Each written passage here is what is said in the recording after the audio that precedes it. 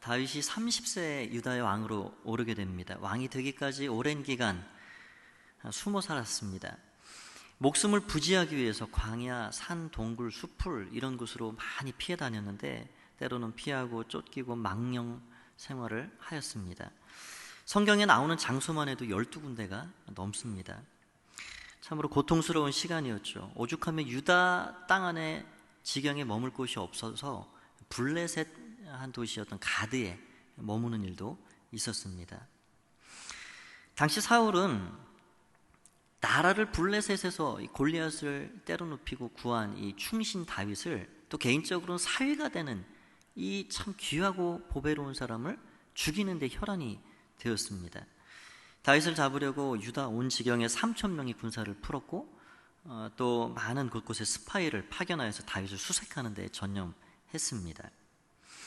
22장 앞쪽에 그 한 장 앞에 보면은 다윗은 그러한 때에 이 블레셋 가드라는 땅에 미친 척해서 간신히 목숨을 부지하고 난 이후에 이 선지자 갓의 그런 충고를 따라서 유다 경내로 들어오게 됩니다. 유다 땅이 강원도만 하다 많이 들어보셨죠? 그 좁은 땅덩어리에 3,000명의 군사를 풀어서 다윗을 찾아내니 더 이상 숨을 곳이 없습니다. 다윗이 한 명이 그렇게 다니는 것이 아니라 22장 초에 보면은 초반에 보면 400명이 그의 일행이었습니다. 마음에 환난을 당한 자, 빚진 자, 마음이 원통한 자, 다 상처받고 어디 오갈 데 없는 이 사울의 왕국에서 다 버림받고 그렇게 배반당하고 쫓겨난 그런 상처 가득한 사람들이 400명이 모인 거예요. 동굴이 얼마나 큰들 동굴에 400명이 들어갈 수 있고 수풀이 얼마나 우거진들 그 400명에다 숨을 수가 있겠습니까? 이 많은 식솔들을 다윗은 가리지 않고 너는 되고 안 되고 구별하지 않고 다 받아들였죠. 그래서 이 무리들을 이끌고 다니는 겁니다.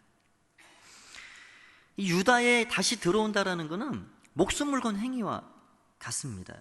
그래서 이 갓의 요청을 따라서 이 다윗이 헤레스풀에 거하게 됩니다.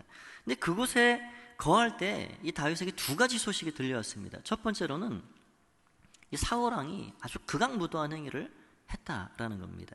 놉 땅에 아히멜렉이라는 제사장이 있었고 거기에 85명의 제사장이 있었는데 이 다윗을 받아주었고 다윗과 내통했다고 그것을 뒤집어 씌워가지고 아히멜렉과 85명의 제사장을 단칼에 죽이는 사건이었습니다. 너무나도 비통했죠. 나 때문에 이런 일이 생겼구나. 그곳에서 간신히 빠져나온 아비아달을 통해 그 소식을 들었고 아비아달이 다윗과 함께 이 제사장 계열을 이루게 됩니다. 또 한 가지 소식은 어떤 사람이 와서 구하는 겁니다.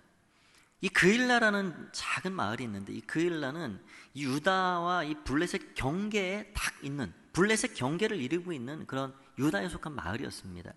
그 작은 마을이 블레셋이 쳐들어와가지고 가을거지하는 타작마당에 쳐들어와서 모든 것을 다 뺏어갔다는 겁니다. 짐승까지 다 잡아갔다는 겁니다.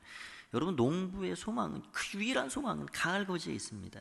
왜 땀을 흘립니까? 왜 그렇게 수고를 합니까? 가을에 그래도 거둬들이는 열매가 있으니까 그렇게 수고를 마다하지 않죠.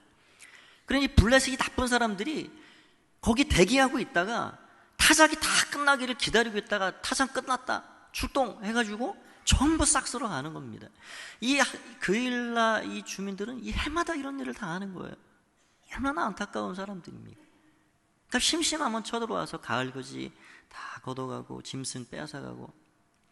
여러분 이러한 이 나라에 이러한 약한 마을, 약한 고통받는 사람들이 있다 그러면 그 책임을 누가 져야? 왕이 져야죠. 사울 왕이 마땅히 그일라 사람들을 보호해야 마땅한 것입니다. 그 지경 경내에 수비대를 파송해서 블레셋을 막아내든 무슨 수를 쓰더라도 그일라 사람들을 보호해야 하는 것이 사울 왕이 해야 할 일입니다. 그런 데는 전혀 사울은 관심이 없습니다. 오직 한 가지, 벼룩 찾듯이 다윗 하나만 찾아내려고 혈안이 되어 있는 거예요. 이미 왕위기를 포기한 사람입니다.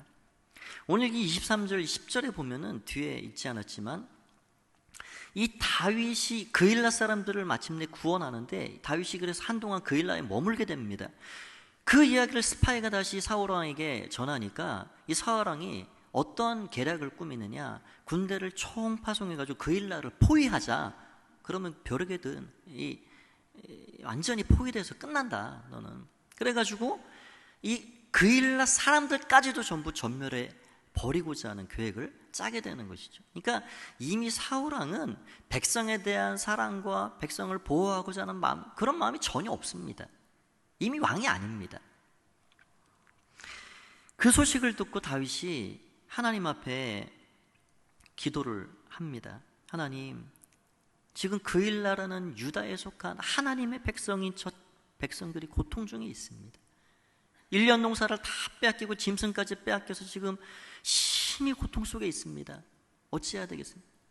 기도를 합니다. 여러분, 믿음의 사람들은 무슨 소식이 들려지고 어떤 일을 접하게 될 때 즉시 기도하는 겁니다. 하나님이 왜 듣게 하셨을까? 왜 그걸 나에게 처음 보게 하셨을까? 왜 그 소식 내가 귀를 막고 있음에도 불구하고 나에게 들려줬을까? 여러분, 하나님이 왜 나에게 듣게 하시고 보게 하시고 그 뜻이 있다는 거예요. 믿음의 사람들은 그래서 그 즉시 기도합니다. 하나님, 무슨 뜻입니까? 제가 어찌해야 하겠습니까? 다윗이 그래서 기도를 합니다. 하나님, 저 악한 블레셋이 그일라를 지금 다 쳐들어와서 쑥대밭을 만들었습니다. 어찌해야 되겠습니까? 이미 하나님 보시기에 다윗의 마음은 받은 마음이 됐습니다. 울분이 생기는 거예요. 내 백성, 하나님의 백성을 저 하나님을 모르는 이방 민족이 와서 쑥대밭을 만들었다는 것 자체가 다윗의 마음에 의분이 솟아오르는 겁니다. 비통함이 생기는 겁니다. 그래서 그 애통하는 마음을 가지고 하나님 앞에 기도했을 때 하나님께서 가라, 내가 너와 함께 하겠다 말씀합니다. 그런데 여기서 방해물이 하나 생기게 되죠. 다윗이 하나님이 이렇게 말씀하신다, 우리 가서 그일라를 구원하자. 거기 있는 참모들에게, 백성들에게 말을 하니까 거기 함께 다윗과 있었던 사람들이 아주 난리를 치는 거죠. 여기 오늘 읽은 이 3절 말씀에는 아주 부드럽고 신사적으로 이렇게 표현이 되어 있지만 그게 아닙니다. 상황이 여기 3절에 이렇게 되어 있습니다. 다윗의 사람들이 그에게 이르되 보소서, 우리가 유다에 있기도 두렵거든 하물며 그일라에 가서 블레셋 사람들의 군대를 치는 일이리까. 이게 그냥 부드럽게 조용조용 차분히 말한 말이 아닙니다. 아니, 보십시오. 지금 우리 상황을 모르십니까? 지금 우리 코가 석자입니다. 지금 블레셋 가드에서도 겨우 다 죽다가 여기까지 왔는데 제정신이십니까? 사실 이런 말입니다. 우리 목숨 부지게 하기도 지금 어려운 상황에 사울 왕의 칼을 피하기도 지금 큰 짐거리인데 블레셋 군대를 상대하라고요? 말이나 됩니까? 이런 말입니다. 여러분, 이런 말을 다윗이 듣고 거기에 굴하지 않죠. 휘둘리지 않습니다. 다시 하나님 앞에 재차 기도하고 하나님의 응답을 받고 난 다음에 하나님 말씀하시는 그 말씀대로 그대로 순종하고 밀어 나가는 걸 보게 됩니다. 그래서 결국 그일라를 구원하고 빼앗겼던 가축까지 다 찾아와서 그일라를 온전하게 회복시켜 주었습니다. 저는 오늘 이 본문을 통해서 섬김이라는 것을 여러분에게 좀 말씀드리려 합니다. 우리가 마땅히 행해야 할 이 섬김, 이게 왜 중요한가? 왜 하나님께서 우리에게 이 섬김의 삶을 살라고 말씀하시는가? 다윗은 결국 자신의 상황과 처지를 뛰어넘어서 이 타인을 위해서 봉사한 것입니다. 섬김의 정신이 그 안에 있었습니다. 그것이 예수님의 마음이죠. 예수님께서는 철저히 섬김의 본을 우리에게 보여주셨고요, 그분이 이 땅에 오신 것부터 십자가의 죽으심까지 모든 삶과 생의 죽음까지 우리에게 섬김의 삶을 그렇게 사셨던 분이십니다. 하나님께서는 예수님을 통해서 우리 인간들을 섬겨주셨습니다. 가장 낮은 자리 밑바닥까지 내려가셔서 이 죄인들의 진정한 친구가 되어주신 것이죠. 그분은 친히 우리에게 그렇게 말씀하셨습니다. 마가복음 10장 45절에 인자가 온 것은 섬김을 받으려 함이 아니요 도리어 섬기려 하고 자기 목숨을 많은 사람의 대속물로 주려 함이니라. 그래서 그렇게 섬김의 본을 보이시고 섬김의 삶을 사셨던 그분이 세우신 교회 공동체는 섬김의 공동체가 되어야 하는 것이죠. 이런 교회의 본질에 대해 수많은 학자들이 연구를 하고 그것을 이야기하였습니다. 한스 킹이라는 사람은 교회를 이렇게 말합니다. 마지막 시대의 교회가 할 일은 영적 봉사이다. 교회는 인간을 섬겨 하나님을 섬기고 하나님을 섬겨 인간을 섬겨야 한다. 더 나아가 마지막 교회가 이 시대에 해야 할 일은 이웃과 원수와 세계에 대한 모라적 봉사를 위해 존재하고 그것을 위해 힘써야 한다. 그 일을 간과한 교회는 그 존엄성과 타당성과 존재 가치를 잃어버리게 되고 그리스도를 따르는 권리를 포기하는 것과 마찬가지다라고 말하였습니다.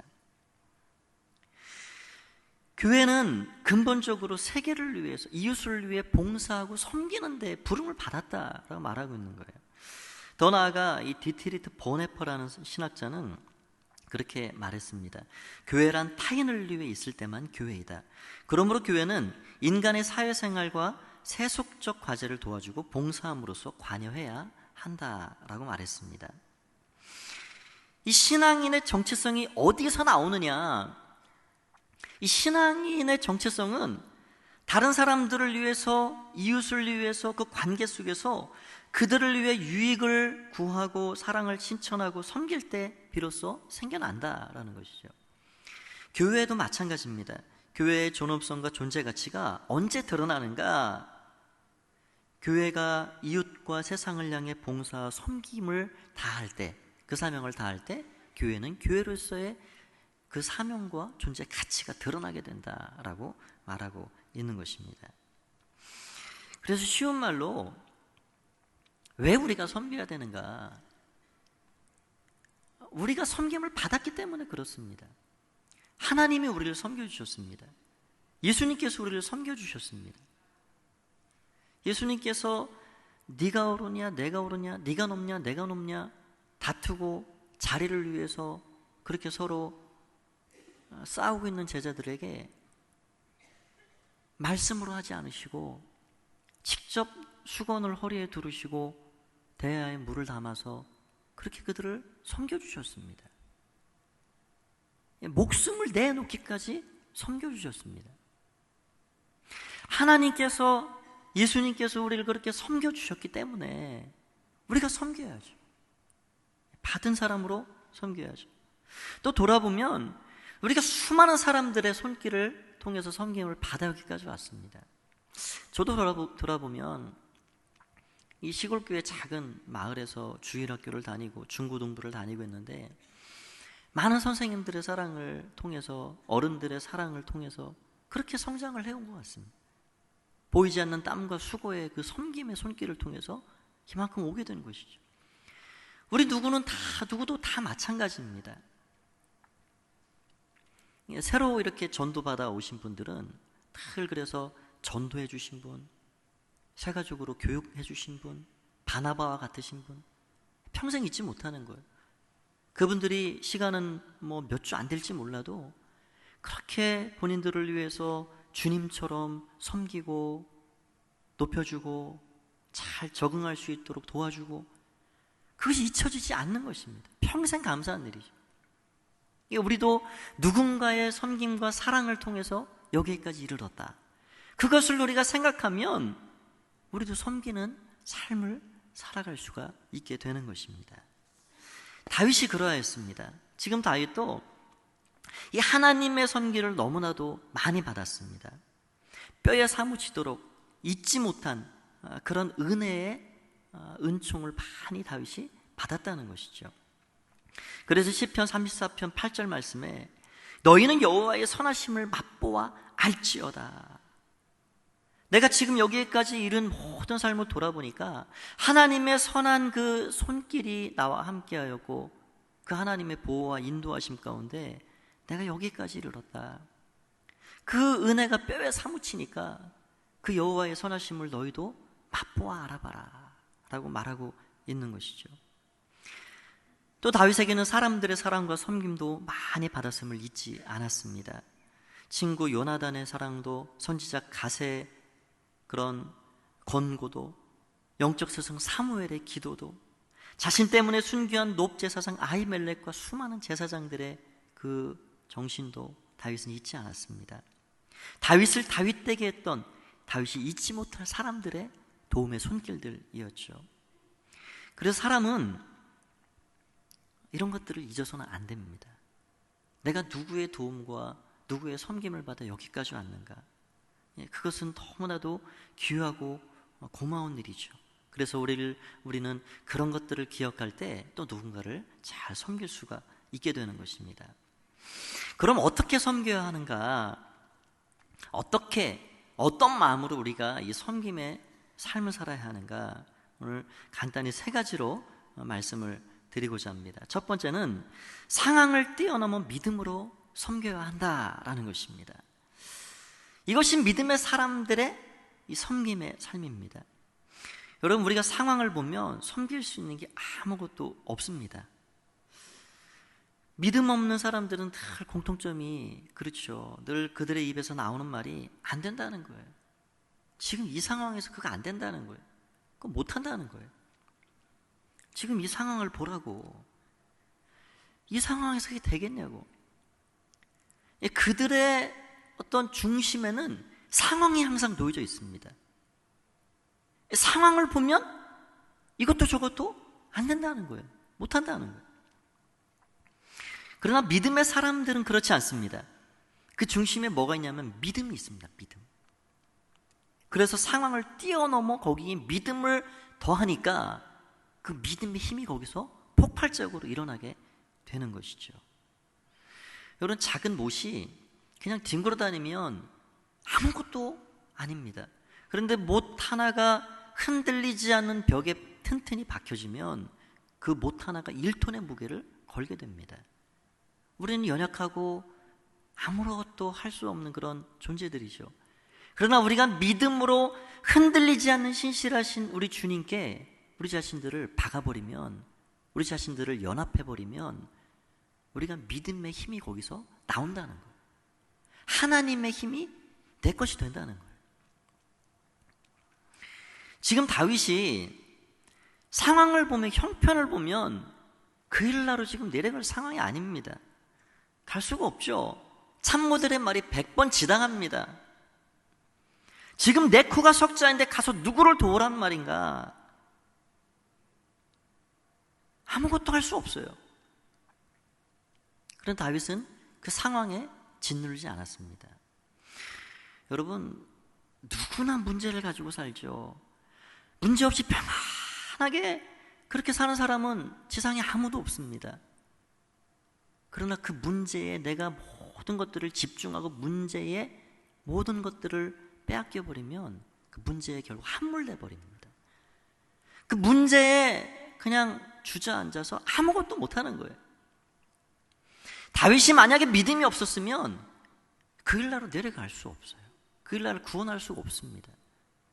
다윗에게는 그럼에도 불구하고 상황을 뛰어넘는 믿음이 있었기 때문에 그 일나를 향하여 나아갈 수가 있었던 것이죠. 여러분, 요셉이 그러한 삶을 살았습니다. 요셉의 삶이 얼마나 내 코가 석자인 삶인가요? 구덩이에 빠졌죠. 짐승처럼 끌려갔죠. 모함을 받아가지고 감옥 밑바닥까지 들어갔죠. 거기에서 누구의 안색을 살피거나 누구의 형편과 처지를 돌아볼 겨를이 없는 인간입니다. 삶입니다. 그럼에도 불구하고 그가 자신의 주어진 일에 최선을 다했습니다. 그리고 사람들의 얼굴을 살피기 시작했습니다. 결국 어느 날 이 바로의 술 맡은 거 하는 장, 떡 맡은 거 하는 장이 들어왔을 때 그들의 얼굴에 수심이 가득한 것을 보고 그렇게 다가간 거예요. 아니, 왜 오늘 얼굴 안색이 좋지 않냐고. 내 문제도 지금 그 문제 때문에 억눌려 쓰러질 판인데 지금 누구의 얼굴을 살필 시간이 아닌데 요셉은 그렇게 하지 않았다는 거예요. 얼굴의 수심을 살폈습니다. 그들의 고통을 헤아려 주었습니다. 결국 그 사건이 결정적인 계기가 돼서 요셉이 바로의 궁전으로 부름을 받았고 총리에까지 오르게 되는 일이 되었던 것이죠. 여러분, 오늘 이 시간을 기점으로 이제 우리에게 큰 교회적인 일이 주어져 있습니다. 2주 정도밖에 안 남은 바자회가 있죠. 바자회. 이렇게 보시면 바자회가 진행이 되고 있는데 많은 분들이 장로님들 비롯해서 각 팀에서 수고를 지금 다 하고 있습니다. 정말 하나님께서 이 바자회를 통해서 귀한 결실을 우리에게 주시기를 기도하고 있습니다. 그런데요, 상황을 보면 이거 할 수 없습니다. 여기도 아프고 저기도 아프고 상황을 보면 일이 안 됩니다. 지금 내 코도 석자인데 티켓을 사라고. 상황과 형편을 따지면 우리는 그 어느 것도 할 수가 없습니다. 그러나 우리에게 이 시간 필요한 것은 믿음입니다. 다윗이 가졌던 믿음입니다. 그래도 나보다 더 힘든 사람이 내 주변엔 많이 있지. 나의 손길과 도움이 필요한 사람들이 많이 있지. 그래서 오늘 하나님의 음성을 들은 이 다윗은요, 그 믿음의 마음을 마음에 새기고 일어났습니다. 그리고 사람들과 함께 그 일나로 내려갔습니다.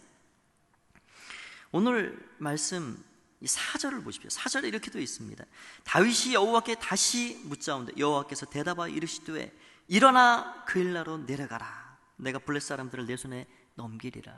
여기 일어나라는 단어는 쿰이라는 말입니다.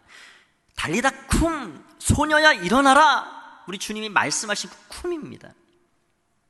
일어나라는 거예요. 내 상황과 내 문제, 내 처지에 함몰되어 거기 주저앉아 있지 말고 일어나라. 쿰, 일어나서 내가 너와 함께 한다. 믿음으로 고통받는 저 백성을 향해 나아가라. 주님 말씀하시는 거예요. 그래서 우리는 상황을 뛰어넘는 믿음의 섬김을 해야 되는 것이죠. 두 번째로는 우리는 손해를 감수하고 섬겨야 합니다. 다윗도 지금 상황이 그런 상황입니다. 가면은 전쟁을 치러야죠. 전쟁이 그냥 말로 되는 게 아니잖아요. 칼을 들이밀고 창을 들이밀어야 합니다. 자기 사람들이 얼마나 죽을지 알 수 없습니다. 얼마나 손해가 날지 알 수 없습니다. 그럼에도 불구하고 다윗은 손해를 감수하고 내려갔습니다. 여러분, 지금 이 시대는 손해보기를 극도로 꺼려하는 시대입니다. 모든 것이 이해관계로 좌우됩니다. 심지어 부부관계도 이해관계로 좌우됩니다. 나한테 이득이면 어제의 적도 오늘의 친구가 되고, 나한테 손해가 되면 오늘의 친구도 내일의 적이 되는 세상을 우리가 살아가고 있습니다. 여러분, 진짜 섬김은 손해를 감수하는 섬김입니다. 제가 어떤 칼럼을 이렇게 보다 보니까 그 칼럼 제목이 너무 멋지게 돼 있더라고요.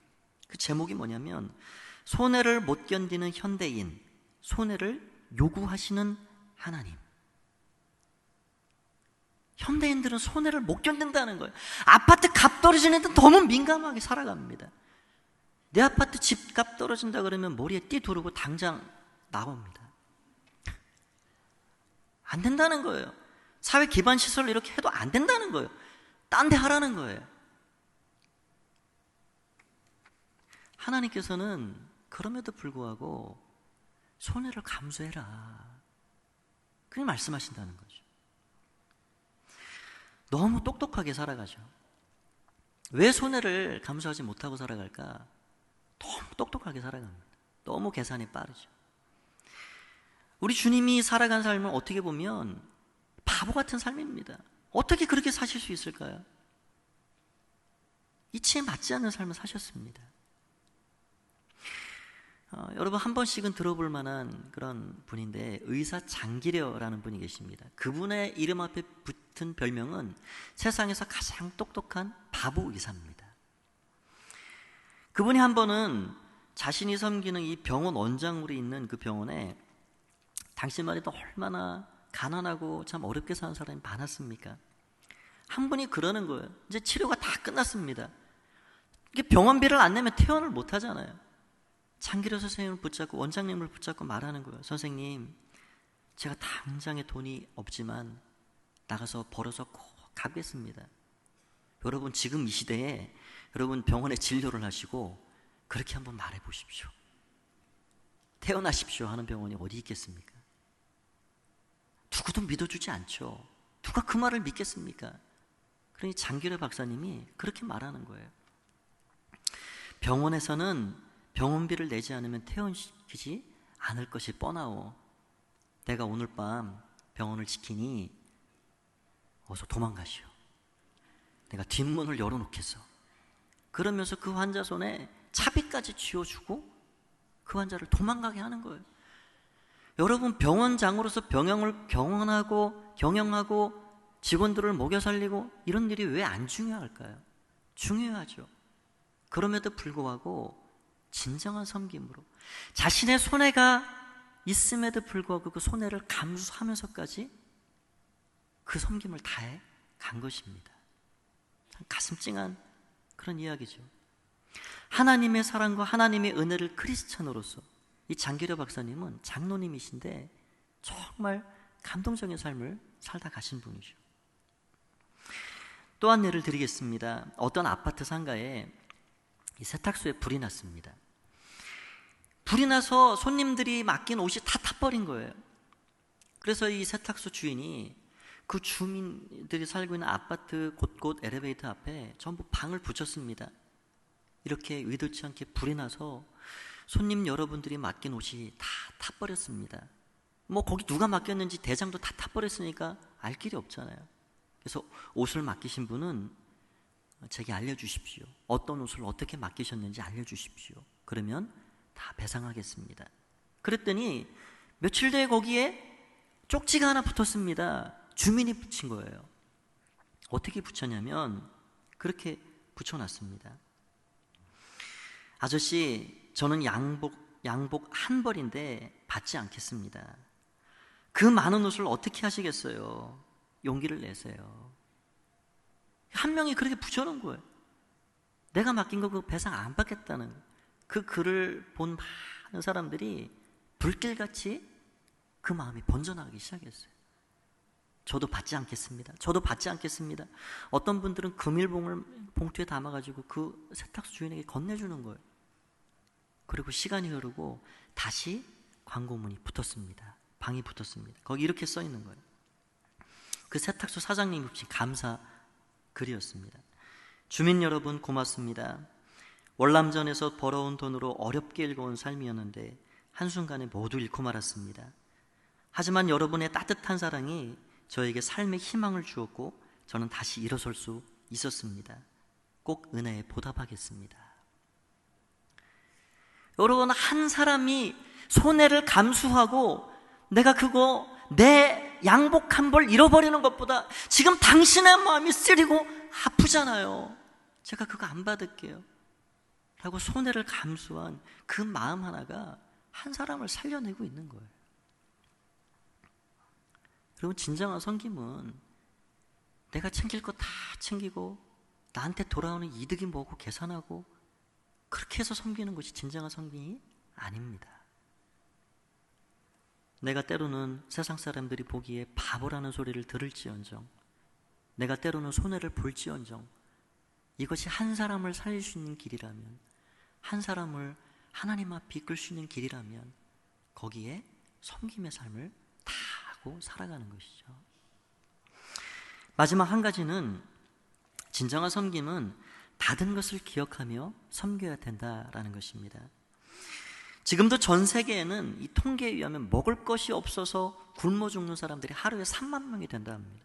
제가 계산을 해봤습니다. 암산이 되시죠?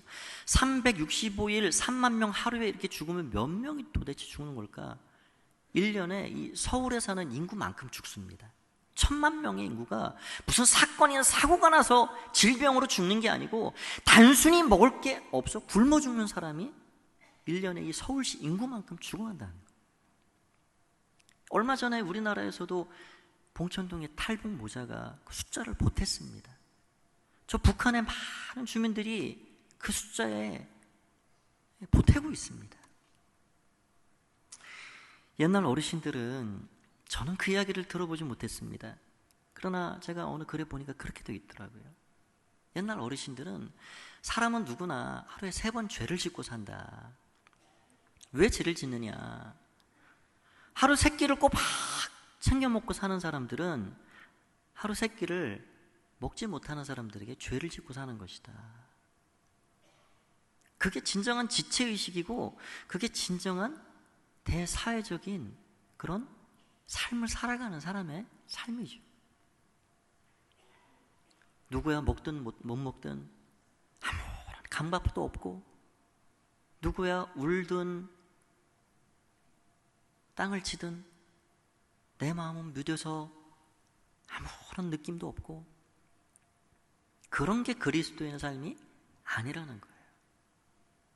누가 아파하면 함께 아파하고, 또 아침에 장례식장 많이 참석하셔서 예배를 드리고 왔지만 누가 아파하면 같이 그 마음이 찌릿하고 전해지는 겁니다.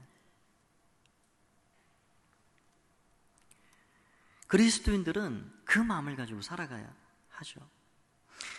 우리나라도 그러한 원조와 사랑을 지금 여기까지 받고 살아왔습니다. 우리가 그것을 잊어서는 안 되겠죠. 2차 세계대전 이후에 대한민국은 최악의 극빈 국가였습니다. 그런데 70년이 지난 지금 대한민국은 전쟁과 가난의 폐허를 딛고 지구상에서 가장 성공한 나라가 되었습니다. 작년에 이 평창에서 동계올림픽이 성공적으로 치러졌는데요, 워싱턴 포스트가 그런 기사글을 냈습니다. 대한민국이야말로 평창 세계올림픽을 성대하게 치른 대한민국이야말로 진정한 금메달리스트다. 70여 년 전 그때 그 상황을 기억하면 지금 뭐 상상을 알 수 없는 지경이 됐죠. 너무너무 잘 살고 너무너무 참 삶의 기반이 다져진 좋은 나라가 되었습니다.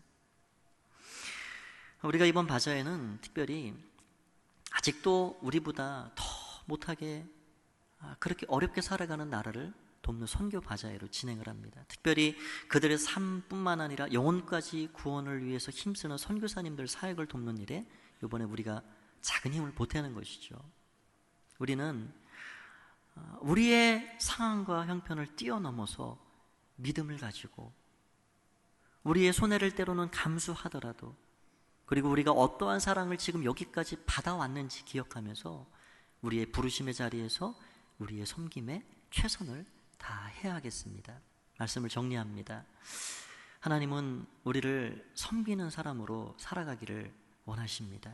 우리 각자도 그러하고 우리 교회도 그러하고 우리의 가정도 그러하고, 예수님께서 우리에게 섬김의 도를 보여주시고 우리를 끊임없이 변함없이 섬겨 주시듯이 우리도 누군가의 그 사랑과 섬김을 통해 여기까지 왔듯이 우리도 누군가를 향하여서 우리의 섬김의 꼭지를 틀고 흘러나갈 수 있도록, 우리가 받은 것들을 쏟아 부을 수 있도록 우리가 우리의 삶에 최선을 다해야 하겠습니다.